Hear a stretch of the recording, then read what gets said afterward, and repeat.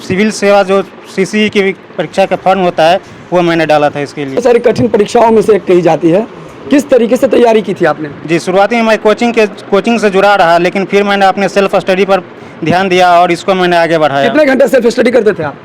जी, इसके लिए कोई समय तो निश्चित नहीं था, लेकिन फिर भी 8 से 10 घंटे तक मैं सेल्फ स्टडी करता था। कोई स्टूडेंट्स ऑनलाइन भी क्लास करते थे, क्या ऑनलाइन भी सपोर्ट रहा या सेल्फ स्टडी ही आपका मेन टूल्स था? ऑनलाइन भी मैंने कुछ जो इन्फॉर्मेशन है वो इकट्ठा किया था, जैसे कि यूट्यूब वगैरह इस सब से भी मैंने पढ़ाई की थी। स्ट्रेंथ क्या था, मेन स्ट्रेंथ क्या था जिस वजह से आज आप अपनी मंजिल को प्राप्त किए हैं? जी, मेरा जो बैकग्राउंड रहा है वो साइंस बैकग्राउंड से रहा है और साइंस मेरे लिए अच्छा सब्जेक्ट भी है, इसी से मैंने आगे तैयारी की है। कितने मार्क्स का एग्जाम था ये? प्राथमिक जो एग्ज़ाम होता है, प्रीलिम्स होता है, वो 150 नंबर का होता है। इसमें 150 क्वेश्चन रहता है और मेंस जो होता है, मेंस के लिए 900 नंबर होता है। 900 में 300, 300, 300 3 पेपर होता है इसके लिए, और इन तीनों की मैंने तैयारी की थी। साक्षात्कार भी था? जी, साक्षात्कार भी था। साक्षात्कार 120 नंबर का था और उसकी भी तैयारी की थी। पूरे ओवरऑल सबसे अच्छा क्या लगा आपको? जी, ओवरऑल इसमें सबसे अच्छी बात जो है वो मेंस की तैयारी है। अगर मेंस अच्छा जाता है तो बाकी सब कुछ अच्छा ही रहता है। जब आपने तैयारी की थी तो आपको लग रहा था कि आप सक्सेस हो जाएंगे? जी, लग तो रहा था कि सक्सेस हो जाएंगे, लेकिन कितना सक्सेस होंगे ये पता नहीं था। पहली बार में क्या सीखा आपने जब आप असफल हुए? जी, पहली बार असफलता जब मिली तो लगा कि कहीं ना कहीं हमसे चूक हुई है, उसको हम सुधारने की कोशिश किए और इस बार इसको सुधारे। जी, नमस्कार, आप देख रहे हैं न्यूज़ टुडे मिथिला। मैं हूं आपके साथ आकाश मिश्रा और इस वक्त हमारी मौजूदगी मधुबनी जिला के लश्करिया गांव में। और लश्करिया गांव जो कि सेलरा पंचायत अंतर्गत आता है, और पीछे आप बैकग्राउंड में देख सकते हैं खुशी का जो है माहौल बना हुआ है। और ख़ास वजह भी यही है, एक सुदूर देहात गाँव का एक युवा जो कहीं न कहीं सरकारी विद्यालय में पढ़ाई करता था, शुरुआती पढ़ाई यहाँ से, और कहीं ना कहीं फर्स्ट अटैम्प्ट में उन्होंने प्रयास किया लेकिन सक्सेस नहीं हुआ, लेकिन सेकेंड अटैम्प्ट दूसरी बार उन्होंने उसी एग्जाम को दिया और क्रैक कर लिया है और बन चुके हैं एसडीसी वरीय उप समाहर्ता। और यहाँ हमारे साथ हैं अमनदीप जी। अमनदीप जी वैसे इनके परिवार वाले ने प्यार से दीपक के नाम से जानते थे, और दीपक इस समय पूरे घर में खुशियों का लौ कहीं ना कहीं एक दीप की तरफ प्रज्वलित हो चुका है। और जिस खुशी के लिए इस सुदूर देहात गांव में यहाँ हम आए हैं इनसे साक्षात्कार करने के लिए, ताकि हजारों लोगों के लिए प्रेरणा स्रोत के रूप में उभर पड़े हैं, क्योंकि शिक्षा वो शेरनी का दूध है जो पिएगा वही दहाड़ेगा। दीपक इसलिए कि प्यार से सब लोग दीपक कहते हैं, अमनदीप नाम है जो इनका सर्टिफाइड नाम है। बहुत बहुत स्वागत और बहुत बहुत शुभकामना आपके आगे फ्यूचर के लिए। जी, धन्यवाद। दीपक जो है खिला है, और अब दीपक जो है पूरा इस पूरे समाज के साथ साथ पूरा जिला को गौरवान्वित कर रहा है और प्रतिनिधित्व कर रहा है मिथिला का, और कहीं ना कहीं ध्वज पताका लहराएगा पूरे बिहार में। सबसे पहले कैसे सूचना मिला आपको? रिजल्ट हमने देखा और यहाँ पर हम अपने पूरे रोल नंबर को सर्च किए और यहाँ पर देखे कि मेरा जो है वो बिहार प्रशासनिक सेवा में मेरा चयन हुआ। मेरी जो प्राथमिक शिक्षा है वो सरकारी स्कूल से ही शुरुआत हुई है, और ग्रेजुएशन मैंने यहीं प्राइवेट स्कूल से किया है, गांव के ही प्राइवेट स्कूल से। इसके बाद मैंने ग्रेजुएशन के बाद ही इसकी तैयारी की शुरुआत की है। तैयारी के दौरान प्रथम प्रयास में असफलता मिली, लेकिन इसमें लगे रहे और बाद में जाके इस बार सफलता प्राप्त हुई है 17वीं में। कौन है आपका प्रेरणा स्रोत? इसके लिए सबसे पहले मैं अपने माता पिता को क्रेडिट देना चाहूँगा। फैमिली बैकग्राउंड बताइए। फैमिली बैकग्राउंड में मेरे पिताजी है जो है वो टीचर हैं, और मेरी माता भी है वो टीचर ही है।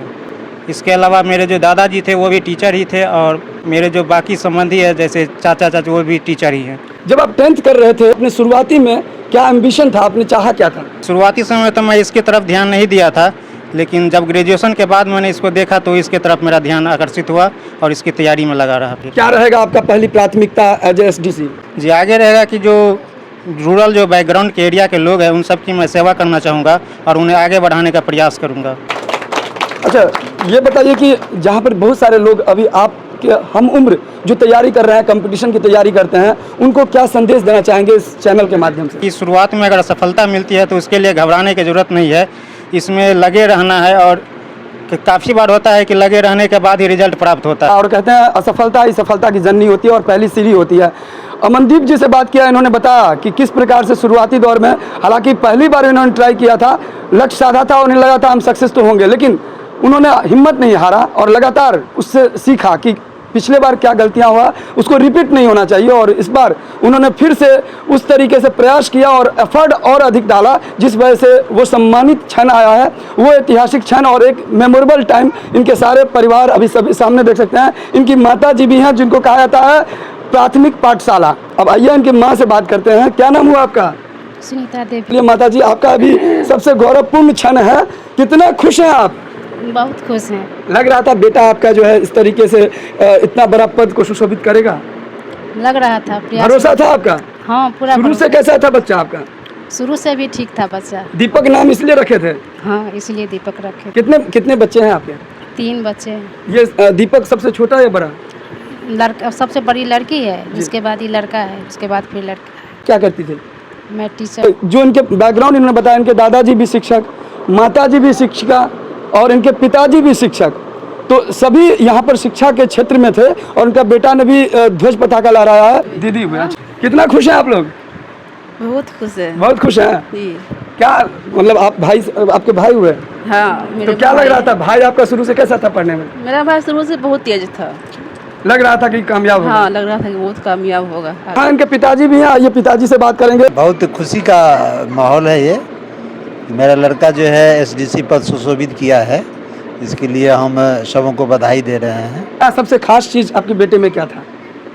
इस शुरू से ही लगनशील काफ़ी था, सहनशील भी काफ़ी। हम तो शुरू से ही इनको पढ़ाए हैं। संसाधन का अभाव रहा है इस क्षेत्र में, ग्रामीण देहात क्षेत्र में। हाँ, संसाधन का अभाव रहते हुए हम खुद गाइड किए 12 तक। 12 के बाद आगे जो है ये। अच्छा, कई पिता जो है कहीं ना कहीं अपने बेटे को देखते हैं कि 8वीं 9वीं में रहता है, कहता है मेरा बेटा इंजीनियर बनेगा, मेरा बेटा डॉक्टर बनेगा, बेटा की कुछ और हॉबी रहती है। ऐसे में क्या आप इनके ऊपर क्या प्रेशर दिए थे? हम इनके ऊपर खास प्रेशर कभी नहीं दिए, हम इनको फ्री कर दिए थे कि मेरा बेटा जो भी कर सके। शुरू में ये इंजीनियरिंग की तरफ गया था, लेकिन इंजीनियरिंग आईआईटी इसको नहीं धराया, एनआईटी पकड़ाया था, लेकिन इंजीनियरिंग नहीं चूज किया। कहा कि हम आगे ही तैयारी करेंगे, तो हम छोड़ दिए, फ्री कर दिए। ठीक है, अच्छी बात है। फिर बैचलर किया, बीएससी फिजिक्स ऑनर्स, फिर उसके बाद आगे तैयारी शुरू की। बहुत बड़ी बात है कि इन्होंने कहा कि हम कभी प्रेशर नहीं डाले और एक पिता के रूप में जो इनका दायित्व था उनका निर्वहन किया और जिसका परिणाम सामने है। और यहाँ आप देख सकते हैं पीछे बैकग्राउंड में सभी लोग आए हैं, इनको बधाइयों का तांता लगा हुआ है। और इस बीच हमारे साथ आज़ाद समाज पार्टी के यहाँ जिला अध्यक्ष भी जुड़ रहे हैं। सुदूर देहात गाँव के जो बच्चे निखर के सामने आते हैं और कई लोगों के लिए, हजारों लोगों के लिए प्रेरणा स्रोत के रूप में आते हैं और दहाड़ते हैं ऐसे प्लेटफॉर्म पे, उनके लिए ऐसे स्वर्णिम क्षण पे क्या कहना चाहेंगे? सबसे पहले आप मीडिया वाले सर, जितने भी साथी हैं, इन सबको हमारे आज़ाद समाज पार्टी की तरफ से धन्यवाद। और आप लोगों के माध्यम से ही, जैसे हमारे समाज के बच्चे अभी बाबा साहेब के माध्यम से, संविधान के माध्यम से अच्छे अच्छे पद को पकड़ रहे हैं, अच्छे पद पे जा रहे हैं, आप लोगों के माध्यम से, हमारे इस बच्चे के माध्यम से दूसरे समाज में भी जाएगा, संदेश जाएगा कि कैसे हम लोग बड़ा लक्ष्य को प्राप्त करें, किस तरह से हम लोग सामना कर करके उस मंजिल को पाए जो बाबा साहेब का सपना था कि हमारा समाज शिक्षित हो, हमारा समाज संगठित हो, हमारा समाज संगठित होने के बाद सबसे संघर्ष करे, प्रयास करें। हम लोग बहुत हर्षोल्लासित है, आज हम लोग बहुत अपने आप को खुशी महसूस कर रहे हैं कि हमारे समाज के, हमारे जिला के बहुत ही निम्न गांव से और एक बड़ा पद को हासिल किया है। अपने आप को हम लोग गौरवान्वित महसूस कर रहे हैं। हम लोगों का उम्मीद होगा कि इस जिला से हजारों हजार संख्या में लोग बड़ा पद पे जाए, जो लोग बड़ा चीज़ को हासिल करें। ये बहुत ही स्वर्णिम पल है और यहाँ देखिए वरीय अपर समाहर्ता के रूप में यहाँ सुशोभित किए हैं और बुनियादी जो संसाधन है उसका अभाव होने के बाद भी ऐसे बच्चे कहीं सामने से निकल के आते हैं और इन्होंने जिस प्रकार से बताया, वास्तव में एक प्रेरणा स्रोत के रूप में निखरे हैं, ताकि और भी लोग इससे प्रेरित हों। वीडियो का एक ये भी माध्यम है, ये किस प्रकार से अपने सक्सेस स्टोरी को बुने हैं, इनकी सफलता की सारी कहानी आपने सुना।